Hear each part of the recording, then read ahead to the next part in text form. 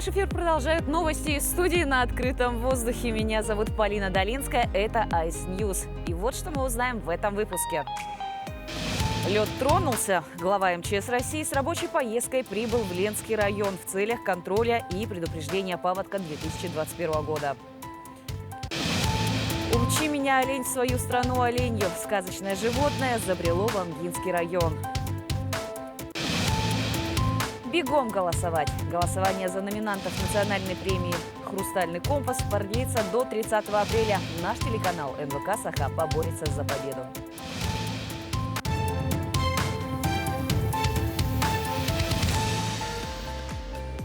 Вскрытие реки Лена на территории Ленского района ожидается примерно 9 мая. Об этом сообщил глава МЧС России Евгений Зиничев по итогам облета акватории реки в рамках командировки в Ленский район. Министр провел совещание по готовности реагирующих подразделений, в котором принял участие также глава республики Айсен Сергеевич Николаев. В Ленске вскрытие реки ожидаются ближе к 9 мая, где максимумы воды предполагаются выше нормы, сообщил Евгений Зиничев. Космический мониторинг показал 53 возможных участка ледовых заторов. В готовность к отправке находится 9 оперативных групп. В настоящее время гидрологическая обстановка на территории Якутии стабильная. Потопленных населенных пунктов пока нет.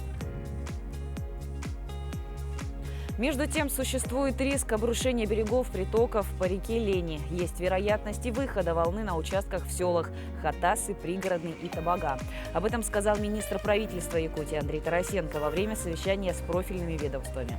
Чтобы не допустить чрезвычайную ситуацию в период прохождения половодья, нужно обеспечить комплексные меры берегозащиты. Кроме того, республиканские власти намерены подготовить проектную документацию для расчистки рек и проведения дноуглубительных работ.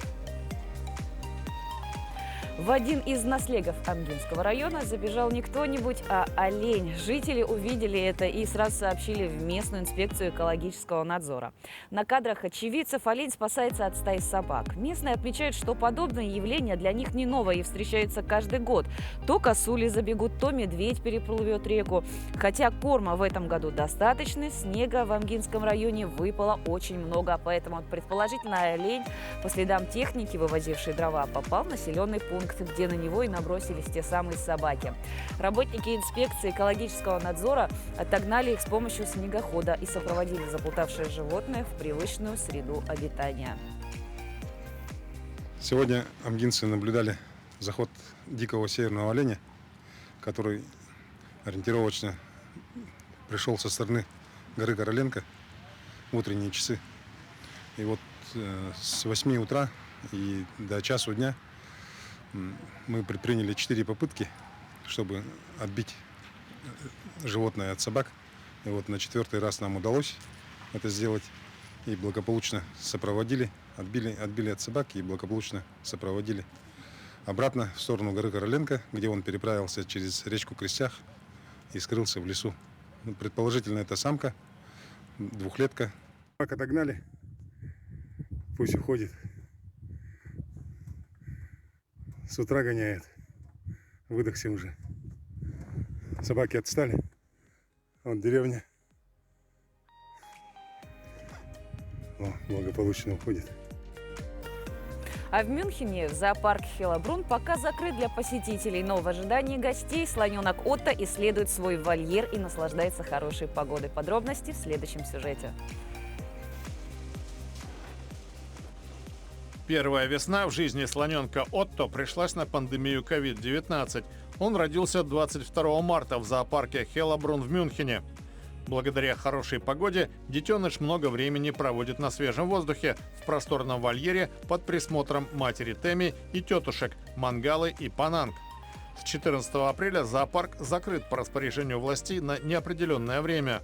Отто, по словам руководителя бригады смотрителей Даниэля Матерны, скучает по посетителям, с которыми уже успел познакомиться раньше. Когда Отто в первый раз вышел в открытый загон и увидел множество людей снаружи, он очень обрадовался и устроил целое представление, трубил хоботом. Теперь он ждет, когда гости вернутся. Настанет день, и Отто придется покинуть семью. Возможно, впрочем, что он сможет задержаться, поскольку установил хорошие отношения с вожаком стада по кличке Гаджендра. Когда он станет большим и сильным слоном и обзаведется бивнями, начнутся приставания к теткам. Мы будем следить за тем, как идут дела. Наверное, и Гаджендра сможет научить его, как должен вести себя самец. Пока же младший отпрыск слоновьего семейства развлекается и исследует окружающий мир, как и положено ему по возрасту. Создать азбуку для первоклашек, провести праздник для особенных детей и рассказать о победе в Великой Отечественной войне. 11 добрых дел предложили сделать юные айхальцы. В поселке провели конкурс проектов. Идеи были самые разные. От культурных мероприятий до благоустройства поселка. Участники конкурса – это почти 3 десятка воспитанников учебных заведений. Ребята предложили создать мотоклуб, провести яблочный фест, создать настольные патриотические игры. Всего жюри оценило 17 проектов. Лучшие идеи, конечно же, отметили денежными призами, грамотами и ценными подарками. Многие проекты уже воплотили в жизнь. Очень интересные идеи предложили в этом году школьники, молодежь поселка Айхал к реализации в рамках празднования 60-летнего юбилея. Так, например, проект «Азбука Айхала от А до Я» нашел отклики у жюри нашего проекта, и данный проект взял гран-при. Еще один проект, который мы, как организаторы главных праздниц, берем себе на заметку, это проект «Яблочный фест».